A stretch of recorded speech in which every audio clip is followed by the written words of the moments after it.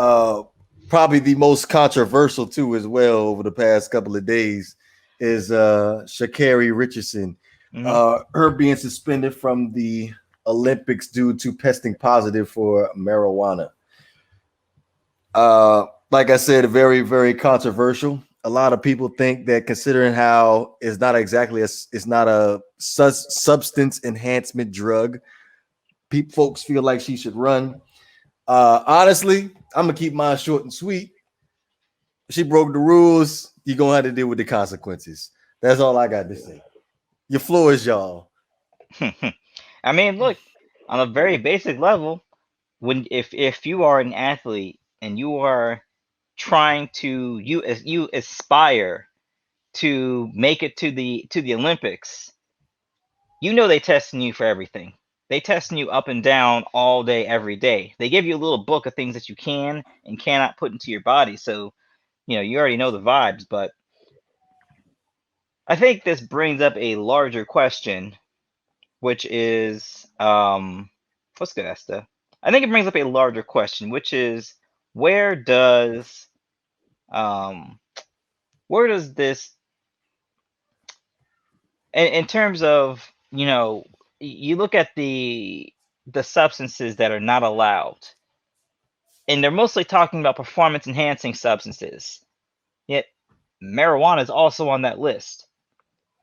Now, if I'm just using my common sense, I'm almost certain marijuana cannot be considered a performance enhancing drug, right? Like I don't think it makes you I don't think it makes you run faster, jump higher. I don't think it makes you stronger. I don't think it helps you recover from workouts faster. I don't think it's a performance enhancing drug.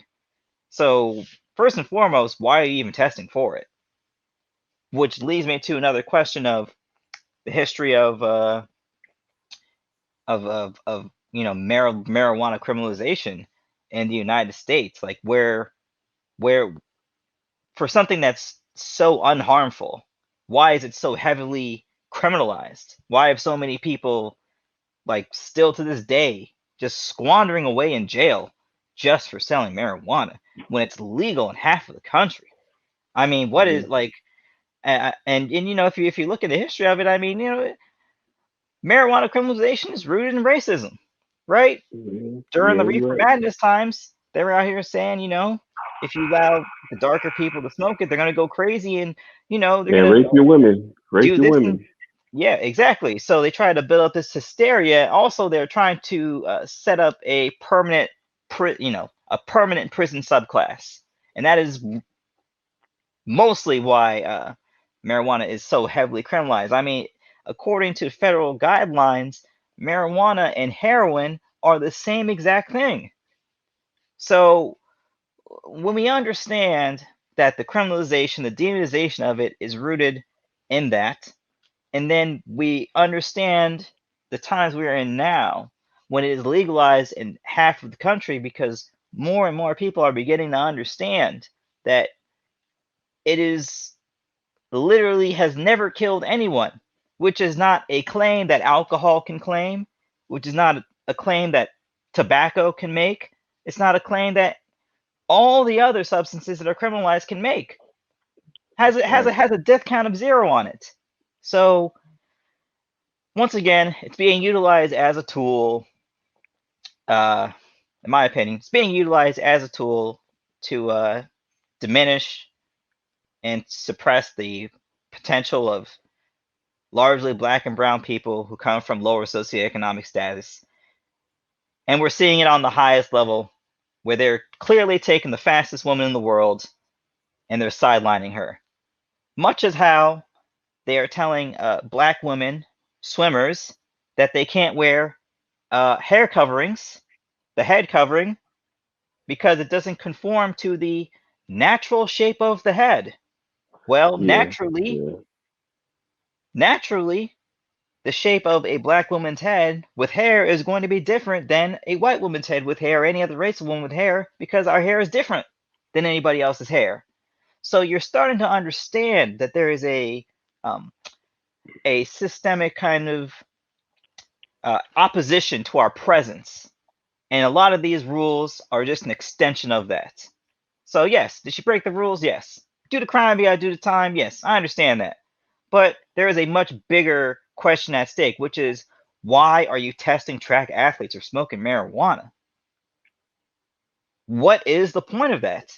Unless the point is you're trying to catch people. Because there's no real logical point, because it's not a performance enhancing drug. Well, but I'm gonna say this to you. So I'll leave it at that. I understand everything you said, and everything you said was right. But at the end of the day, in the realm of sports, smoking marijuana is still legal. You cannot smoke marijuana when you play sports. And she broke the rules, and that's all it is. It's. I understand all of this, what you were saying, and it's true and it's fact. But in the realm of sports, you broke the rules. It's true. That's it. That is it. And you know what? I think what's going to happen is she's probably going to take the hit on this one, but the next generation, the rules are going to be a little bit different for them. But there's always got to be someone. Look, in order for anything to change, there's always got to be someone that has to get screwed over first. The fall guy. That's just how the game works. Also, I feel as though we need to stop changing the rules on some certain things. Well, I will say this much. I think one, there's never a bad time to question the rules. Number two, if the rules don't make any sense, right? Like, if the rules don't make any sense, and it is our obligation to question them. Now, I understand to this point, it would be very hasty to change the rules with the Olympics like a month away, basically, right? Yeah.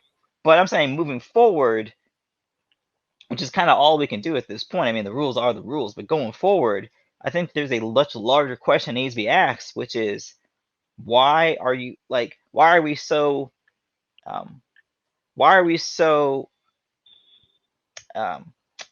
not hesitant, the opposite of hesitant. Why are we so addicted to persistent? Yeah, persistent in terms of giving athletes Toradol, giving them cortisone shots, getting guys, hooked on all these opioids.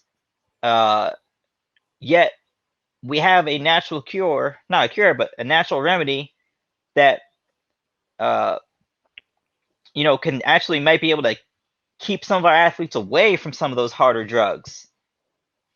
And it's criminalized. And to a certain extent, when you're taking away this young woman's opportunity, I mean, you're essentially taking away her opportunity to carry out her career. And you understand the reason why. It doesn't make a lot of sense. It just doesn't make a lot of sense. So hopefully that conversation's had. And hopefully, the next class, the next generation of athletes don't have to deal with nonsensical rules like this. But let me say one thing, and then I will be done with it. My thing is, we put too much on athletics as people, us on this panel right now, as Black people. We should put more focus on other things in our life, like the sciences and stuff like that. Because I understand it's great to talk about sport and all that stuff like that, but and some of these kids, they believe they're going to be professional athletes. They're not. You are a nerd. Be a nerd. It's okay. It's fine. It's great to be a nerd, man. I love to see little kids reading books and asking about animals and shit like that. That's amazing to me. I don't want to see another kid say I want to be LeBron. No, say you want to be somebody else, man. There's a lot of great people out there. That's all I wanted to say. Cause it's like, I feel as though this is too big of a conversation for nothing. I agree. I understand what you're saying, Havoc, and it's true. But my thing is, you are a Black person in a white America, and you got to be 20 times better than anybody in your group. Mm-hmm. You understand what I'm saying? Especially when you're the best. You understand what I'm saying? Just like people harp on LeBron. You never heard anything bad said about LeBron besides on the court. Right. You don't hear nothing about him cheating on his wife, got 5 other baby mamas, got a gambling problem. No, you don't hear none of that. You hear none of that, man. Because he knows he got to be better than the most. He know he saw his 2/3 players make mistakes. Yeah, I mean, but also, I mean that it's part of it's part of a larger trap where you're taking imperfect people who grew up in very imperfect circumstances, more than likely, Yeah. and then all of a sudden you expect them to be perfect. Nah, for the bay. Nah, for the bay. We don't care what you say. Nah, for the bay. Nah, for the bay. Nah, for the bay. We ain't hearing what you say. Is not for the bay. Fire!